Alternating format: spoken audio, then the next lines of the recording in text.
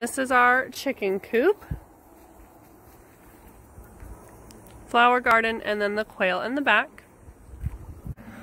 They broke part of their perch, but we have a couple of perches, 2 tall perches on the left side, a couple 2x4s as perches on the right side. We added those later once we had more and more chickens. Here, this is where I keep their food. And then we have double feeding buckets there on a pulley system. We did that so we could add, or so we could fill up a lot of food, and then when one runs empty, the next one will drop down for them.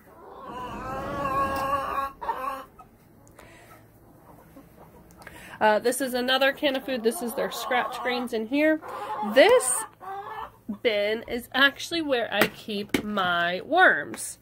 My thought process was I would be able to obviously tend to them. It would make things easier when all of the animals are centrally located. I can add some water to their bin when they need it.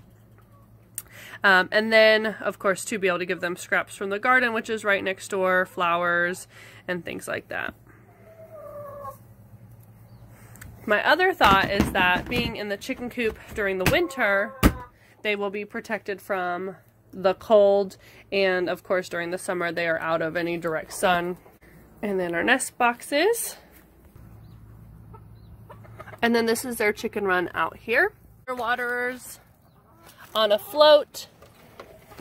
I'll use the other garden hose that's actually for the garden to fill up that terracotta pot. Like I said, they'll probably be standing in that soon. And then this is looking over into our garden.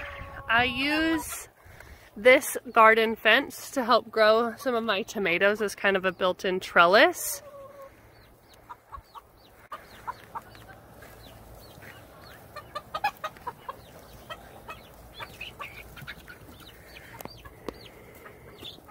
The one thing to definitely keep in mind is that chickens will turn any beautiful grass into a barren wasteland very quickly.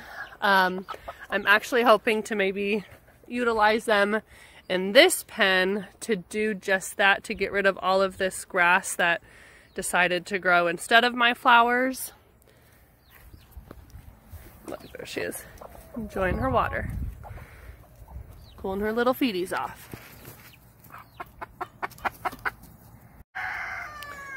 Now my chickens go outside a lot, but one thing I've tried to do with that little nook over there is create a place where they can take dust baths.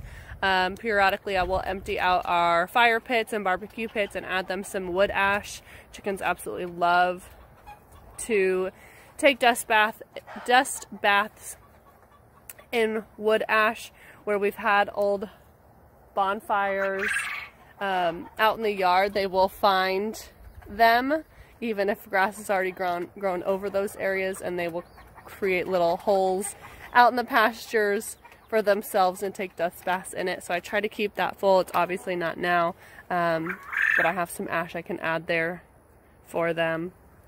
And then the spools, the little picnic table, and then the roosting bars, the little low roost. I like to give them lots of areas where they can hang out and get away from each other for those on the lower end of the pecking order, and just give them some stimulation in here for the days where they are locked inside, either to stay away from predators or stay away from my flowers, to give our yard a break. So as I'm about to squeeze myself through this hole, I did want to point out we really do have an actual entrance to the chicken run. That over there is a gate. It's not on hinges, it's just kind of a wire gate we, did from the end cedar post to the T-post over there. But for some reason, squeezing myself through this tiny little hole always ends up easier. I don't know why I do the things I do, but I do.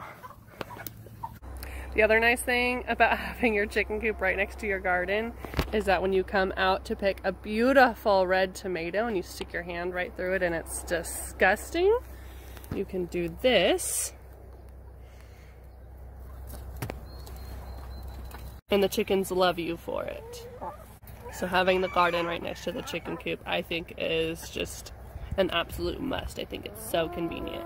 Alright, so I hope you enjoyed the tour of the chicken coop. Maybe it'll give you a little bit of inspiration, or at least see how we do it. Thanks for being here.